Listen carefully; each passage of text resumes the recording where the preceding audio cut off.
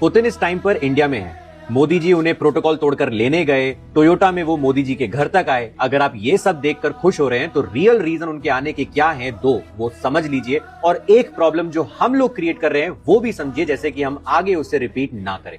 सबसे बड़ा रीजन है, पहला रीजन है RT इंडिया, रशिया का ग्लोबल मीडिया नेटवर्क, जिसकी अब आर्म इंडिया से चलेगी। याद होगा कि ऑपरेशन सिंदूर के टाइम पर कितने इंडिया के रफेल गिरे, BBC, न्यूयॉर्क टाइम्स, सारी वेस्टर्न मीडिया इंडिया के अगेंस्ट न्यूज छापती है।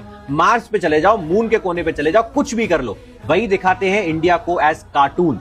और इस बार रशियन न्यूज, पहली बार कोई ग्लोबल न्यूज उसको कंपीट करेगी। और RT इंडिया की टैगलाइन है not anti western, just not western.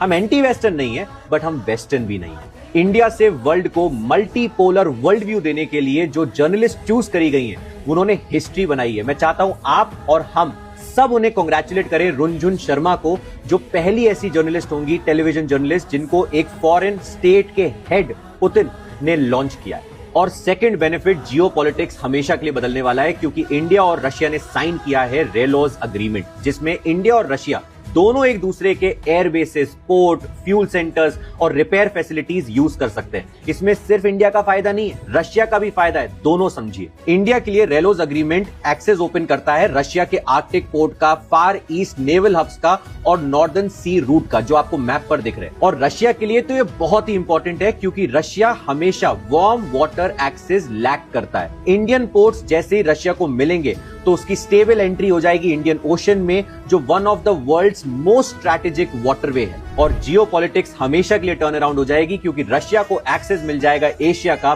बिना यूरोप पे डिपेंडेंसी बनाए। और इंडिया और रशिया का एनर्जी एक्सचेंज, मिलिट्री एक्सचेंज और भी एम्यूनिशन एक्सचेंज सब स्पीड अप हो पाएगा। सिंपल शब्दों में मोदी जी को बोलते हुए सुना होगा कि इंडिया को ग्लोबल साउथ की पावर बनना है। साउथ की पावर है, अब रशिया के संग नॉर्थ की भी पावर बन सकती है, और रशिया नॉर्थ में है, उसको साउथ की पावर मिल सकती है, और दोनों को बिना वेस्टर्न लॉजिस्टिक्स और यूरोप पे डिपेंडेंसी बनाए। तो ये दोनों के लिए विन विन सिचुएशन। अब एक प्रॉब्लम जो हम लोग क्रिएट करते हैं, ट्रंप को एक बारी पूजा था हम लोगों ने, और उसने क्या किया वो हम सब ने देख लिया।